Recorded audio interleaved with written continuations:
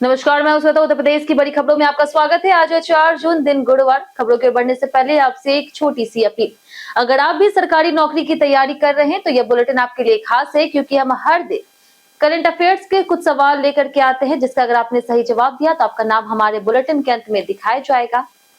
वहीं आज जवाब देने वाले लोगों के नाम है विकास कुमार, रमेश गुप्ता, यश चौधरी, जीतू श्रीवास्तव, राहुल गुप्ता, मोहम्मद शमी सिद्दीकी, राजकुमार, विजेंद्र कुमार और अजित कुमार।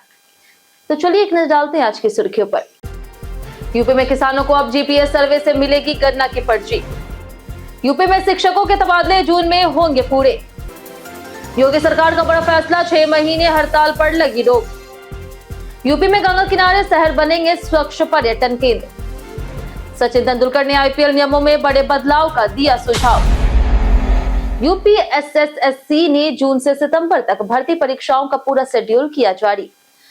उत्तर प्रदेश अधीनस्थ सेवा चयन आयोग ने जून से सितंबर तक होने वाली विभिन्न भर्ती परीक्षाओं और साक्षात्कारों का विस्तृत कार्यक्रम जारी कर दिया है, जिसमें आबकारी सिपाही, वन रक्षक, वन्य जीव रक्षक, प्राविधिकी सहायक, ग्रुप सी सहायक, बोरिंग टेक्नीशियन और सहायक सांख्यिकी अधिकारी जैसे महत्वपूर्ण परीक्षाएं शामिल है।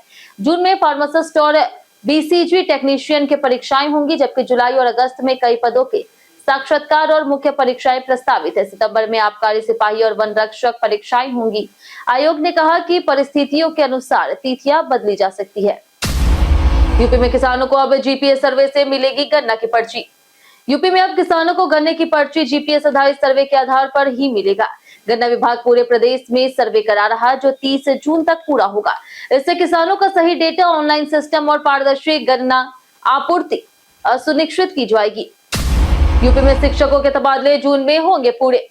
उत्तर प्रदेश में राजकीय हाई स्कूल और इंटर कॉलेज शिक्षकों के लिए 2026-27 की स्थानांतरण और समायोजन प्रक्रिया शुरू हो गई है। ऑनलाइन नीति के तहत सरप्लस शिक्षकों का समायोजन, जोन व्यवस्था और अंक प्रणाली लागू होगी। पूरी प्रक्रिया जून में पूरी करने का लक्ष्य रखा गया। यूपी में पदोन्नत पीसीएस अफसरों का वेतन मामला अटका। उत्तर प्रदेश में पदोन्नत पीसीएस अधिकारियों को अप्रैल और मई का वेतन न मिलने से आर्थिक दिक्कतों का सामना करना पड़ा। सेवा पुस्तकों और वेतन निर्धारण में देरी के कारण भुगतान अटका रहा। शिकायत के बाद सरकार ने लेवल 10 के अनुसार पूर्व निर्धारित दरों पर वेतन देने के आदेश जारी किए। यूपी में शिक्षकों के लिए स्वास्थ्य सुविधा विस्तार की तैयारी। यूपी में बेसिक शिक्षा परिषद से जुड़े शिक्षकों, शिक्षा मित्रों और कर्मचारियों को कैशलेस चिकित्सा सुविधा देने की तैयारी तेज हो गई। निदेशक ने सभी जिलों को निर्देश दिए हैं और 4 जून को लखनऊ में प्रशिक्षण होगा, जिसमें नोडल अधिकारी को योजना की प्रक्रिया समझाई जाएगी। योगी सरकार का बड़ा फैसला, 6 महीने हड़ताल पर लगी रोक। उत्तर प्रदेश सरकार ने जनहित और आवश्यक सेवाओं को सुनिश्चित करने के लिए एस्मा के तहत अगले 6 महीने के लिए हड़ताल पर प्रतिबंध लगा दिया। यह आदेश सभी सरकारी विभागों, निगमों और स्थानीय निकायों के कर्मचारियों पर लागू होगा, ताकि सेवाएं बिना बाधा जारी रहे। यूपी में ओटीएस योजना से वाहन मालिकों को मिली राहत। उत्तर प्रदेश परिवहन विभाग 8.48 लाख वाहन मालिकों के लिए ओटीएस योजना लाने की तैयारी कर रहा है। इसमें पेनल्टी 100% माफ और मूल कर पर लगभग 35% छूट दी जाएगी। इससे 1853 करोड़ रुपए बकाया वसूली संभव होगी और राजस्व बढ़ेगा। कैबिनेट में प्रस्ताव पर मंजूरी संभव है। योगी सरकार बढ़ाएगी सरकारी वकीलों की फीस, रिटेनरशिप। उत्तर प्रदेश सरकार सरकारी अधिवक्ताओं की फीस और रिटेनरशिप में लगभग 50% वृद्धि करने जा रही। मुख्यमंत्री योगी आदित्यनाथ की कैबिनेट में प्रस्ताव मंजूरी के लिए आएगा। जिला से लेकर के महाधिवक्ता तक की फीस बढ़ेगी, जो कई वर्षों से संशोधित नहीं हुई थी। यूपी में गंगा किनारे शहर बनेंगे स्वच्छ पर्यटन केंद्र। उत्तर प्रदेश सरकार गंगा किनारे बसे शहरों को स्वच्छ और पर्यटन केंद्र के रूप में विकसित करने की योजना पर काम कर रही। सीवरेज ट्रीटमेंट प्लांट लगा करके गंदा पानी रोका जाएगा और उपचारित जल का उपयोग होगा। इसमें प्रदूषण घटेगा, पर्यावरण बढ़ेगा और रोजगार के अवसर सृजित होंगे। यूपी में नदियों के डूबने वाले ब्लैक स्पॉट चिन्हित। उत्तर प्रदेश में नदियों और तालाबों में डूबने से होने वाली मौतों को लेकर के ब्लैक स्पॉट चिन्हित किए जाएंगे। राहत आयुक्त ने सभी जिलों के पुलिस प्रमुखों को ऐसे स्थानों पर पुलिस तैनाती और चेतावनी बोर्ड लगाने के निर्देश दिए। स्नान समय भी निर्धारित किया जाएगा। ग्रामीण क्षेत्रों में बच्चों की लंबाई में दिखा सुधार।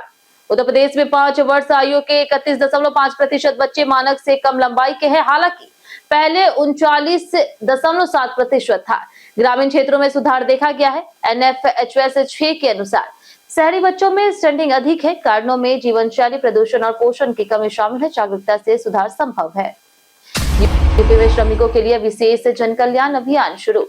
उत्तर प्रदेश श्रम विभाग 5 से 21 जून तक प्रदेश व्यापी जन कल्याण अभियान चलाएगा। इसमें पौधारोपण, स्वास्थ्य और योग कार्यक्रम, जन जागरूकता शिविर और योजनाओं का प्रचार शामिल होगा। श्रमिकों को सरकारी योजनाओं, ईएसआई, रोजगार और श्रम कानूनों की जानकारी दी जाएगी। 21 जून को योग दिवस पर विशेष आयोजन होंगे। यूपी आरक्षी भर्ती परीक्षा में करे सुरक्षा नियम लागू। उत्तर प्रदेश आरक्षी भर्ती परीक्षा में सख्त नियम लागू किए गए हैं। अभ्यर्थी केवल काला और नीला पेन ले जा सकेंगे। परीक्षा 8 से 10 जून को होगी और 1183 केंद्रों पर होगी। 32,679 पदों के लिए 28 लाख से अधिक आवेदन आए हैं। सुरक्षा, सीसीटीवी सत्यापन, सैनिटाइजेशन और कड़ी निगरानी सुनिश्चित की जाएगी की व्यवस्था रहे। जाने आज कैसा रहेगा यूपी के मौसम का मिजाज। यूपी में आज मौसम का मिश्रित प्रभाव रहेगा। पश्चिम यूपी में गरज चमक के साथ हल्की बारिश का या फिर बौछार पड़ सकती है, जबकि पूर्वी यूपी में गर्मी बढ़ेगी। कई जिलों में आंधी, बारिश और तेज हवाओं का अलर्ट भी जारी रहेगा। बिजली गिरने की संभावना है। कांग्रेस जनता पार्टी मामले में हाईकोर्ट ने याचिका खारिज की। इलाहाबाद हाईकोर्ट की लखनऊ बेंच ने कांग्रेस जनता पार्टी से जुड़ी जनहित याचिका को क्षेत्राधिकार के आधार पर खारिज कर दिया। कोर्ट ने कहा कि मामला यूपी से संबंधित नहीं है। याचिका को सक्षम हाईकोर्ट जाने की सलाह दी गई है और याचिका वापस लेने की अनुमति दी गई। यूपी में व्हाट्सएप गैंग बना रहे हत्या और अपराध की प्लानिंग। गाजीपुर में होटल कारोबारी के बेटे विनीत राय की हत्या की साजिश व्हाट्सएप गैंग कटरा गैंग ने रची थी। यूपी के कई जिलों में ऐसे गैंग सोशल मीडिया से अपराध, वसूली और हिंसा कर रहे हैं। 18 से 22 साल के युवा इसमें शामिल होकर के अपराध बढ़ा रहे हैं। यूपी में प्रधानों को प्रशासक बनाने पर हाईकोर्ट ने मांगा जवाब। यूपी में ग्राम प्रधानों को प्रशासक बनाए जाने के फैसले को इलाहाबाद हाईकोर्ट में चुनौती दी गई। याचिकाकर्ता का कहना है कि यह पंचायत कानून के खिलाफ है। सरकार से जवाब मांगा गया। अगली सुनवाई 3 जून को जवाब मांगा गया। लखनऊ में बाबा साहेब पर लाइट एंड साउंड शो बना आकर्षण।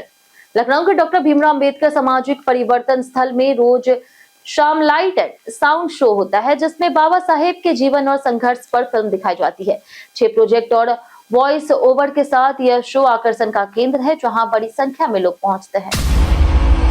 लखनऊ में रामभद्राचार्य बोले, यूपी में फिर खिलेगा कमल। लखनऊ में जगत गुरु रामभद्राचार्य ने श्री राम कथा के दौरान कहा कि यूपी में फिर कमल खिलेगा और हिंदू एकता जरूरी है। उन्होंने राम के आदर्श, कर्मयोग और भक्ति का संदेश दिया। कथा में डिप्टी सीएम ब्रजेश पाठक भी शामिल हुए और बड़ी संख्या में श्रद्धालु पहुंचे। सपा कांग्रेस गठबंधन से यूपी चुनाव में बदले समीकरण। समाजवादी पार्टी और कांग्रेस यूपी विधानसभा चुनाव मिलकर के लड़ने की तैयारी कर रही, जिसमें सीट बंटवारे पर मंथन जारी है। मेरठ की 7 सीटों में से 2 कांग्रेस को मिल सकती है। सपा पेपर लीक, बेरोजगारी, किसानों की समस्याएं, महंगाई और पीडीए जैसे मुद्दों पर फोकस कर सकती। जल निगम अधिकारी के खिलाफ जांच पर अदालत की रोक। इलाहाबाद हाईकोर्ट के लखनऊ खंडपीठ ने जल निगम के चीफ इंजीनियर राम भवन राम के खिलाफ चल रही विजिलेंस जांच पर अंतरिम रोक लगा दी है। कोर्ट ने मामले में राज्य सरकार से जवाब मांगा है और अगली सुनवाई 10 अगस्त को तय की है। केजीएमयू में लेंस घोटाला, डॉक्टरों पर लगे गंभीर आरोप। केजीएमयू में नेत्र रोग विभाग में मरीजों को निजी वेंडरों से महंगे लेंस और दवाई खरीदने के लिए मजबूर करने का मामला सामने आया। जांच में कमीशनखोरी साबित हुई है, जिसमें 6,000 का लेंस 18,000 में मंगवाया गया। प्रशासन ने दोषियों पर कार्रवाई और निगरानी सख्त करने की बात कही। ए.के. शर्मा ने बिजली विभाग में जारी किए सख्त निर्देश। ऊर्जा मंत्री ए.के. शर्मा ने निर्देश दिया है कि किसी भी संविदा कर्मी को बिना उचित कारण नौकरी से ना निकाला जाए और निर्बाध बिजली आपूर्ति सुनिश्चित हो। सिद्धार्थनगर के अधिशासी अभियंता ज्ञान प्रकाश पर शिकायतों की जांच और कार्रवाई के आदेश दिए गए। बैठक में त्वरित समाधान पर जोर दिया गया। सचिन तेंदुलकर ने आईपीएल नियमों में बड़े बदलाव का दिया सुझाव। सचिन तेंदुलकर ने आईपीएल 2026 के बाद टी20 क्रिकेट में बड़ा बदलाव सुझाया है। उन्होंने पावर प्ले को 2 हिस्सों में बांटने का प्रस्ताव दिया ताकि रणनीति और रोमांच बढ़े। साथ ही उन्होंने युवा खिलाड़ी वैभव सूर्यवंशी की जमकर तारीफ की और उनके प्रभावशाली प्रदर्शन को सराहा। कई कारणों से दर्ज भारत के इतिहास में आज की तारीख 1936 में हिंदी सिनेमा की प्रसिद्ध अभिनेत्री नूतन का जन्म हुआ। 1946 में पार्श्व गायक एस.पी. बालासुब्रमण्यम और 1948 में कांग्रेस नेता अनिल शास्त्री का जन्म हुआ। 1962 में आयुर्वेद के प्रचारक अच्युत लक्ष्मीपति का निधन हुआ। 1988 में पैरा बैडमिंटन खिलाड़ी प्रवीण भगत का जन्म हुआ। 2016 में अभिनेत्री सुलभा देशपांडे का निधन हुआ। 2018 में मॉरिशस के प्रसिद्ध हिंदी साहित्यकार अभिमन्यु अनंत का निधन हुआ। हम प्रतिदिन आपसे 5 ऐसे जरूरी सवाल उसके जवाब बताएंगे जो कि यूपीपीएससी जैसे अन्य प्रतियोगी परीक्षाओं में काम आएंगे। सवाल इतिहास, यूपी स्पेशल, विज्ञान, करंट अफेयर्स और भूगोल से रहेंगे। पूछे गए 5 सवाल में आपने कितना सही जवाब दिया हमें कमेंट करके जरूर बताएं।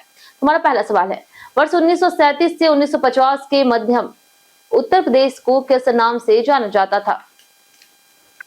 हमारा पहला सवाल है कि वर्ष 1937 से 1950 के मध्य उत्तर प्रदेश को किस नाम से जाना जाता था? ऑप्शन ए संयुक्त क्षेत्र, ऑप्शन बी संयुक्त प्रांत, ऑप्शन सी संयुक्त राज्य, ऑप्शन डी संयुक्त भाग। इसका सही जवाब है ऑप्शन बी संयुक्त प्रांत। हमारा दूसरा सवाल के भारत में क्षेत्रफल में उत्तर प्रदेश का कौन सा स्थान है? ऑप्शन ए पहला, ऑप्शन बी है तीसरा, ऑप्शन सी है चौथा, ऑप्शन डी है पांचवा। इसका सही जवाब है ऑप्शन सी चौथा। हमारा तीसरा सवाल उत्तर प्रदेश राज्य का राजकीय पशु क्या है? ऑप्शन ए है कमल, ऑप्शन बी है गुलाब, ऑप्शन सी है गेंदा, ऑप्शन डी है ब्रह्म कलश। इसका सही जवाब है ऑप्शन डी ब्रह्म कलश। हमारा चौथा सवाल कि यमुना नदी किस जनपद से उत्तर प्रदेश राज्य में प्रवेश करती है? ऑप्शन है सहारनपुर, ऑप्शन बी है गाजियाबाद, ऑप्शन सी है मुजफ्फरनगर, ऑप्शन डी है मेरठ। इसका सही जवाब है ऑप्शन है सहारनपुर। हमारा आखिरी सवाल है कि कौन सा बांध धामपुर के निकट स्थापित है? ऑप्शन है मूसा कहंद बांध, ऑप्शन बी है कन्हार बांध, ऑप्शन सी है रामगंगा बांध, ऑप्शन डी माता टीला बांध। इसका सही जवाब है ऑप्शन सी रामगंगा बांध। इसी के साथ बढ़ते आज के सवाल की। आज का सवाल है, क्या आप यातायात का पालन सही तरीके से करते हैं? आप अपना जवाब हमें हमारे कमेंट सेक्शन में लिखकर जो बताएं। आज के लिए इतना ही। उत्तर प्रदेश की तमाम खबरों के साथ बने रहने के लिए देखते रहे डेली यूपी और साथ ही यूट्यूब चैनल पर देखकर चैनल को सब्सक्राइब कर दे। अगर आप फेसबुक पेज पर देख रहे हो तो लाइक और फॉलो जरूर करें।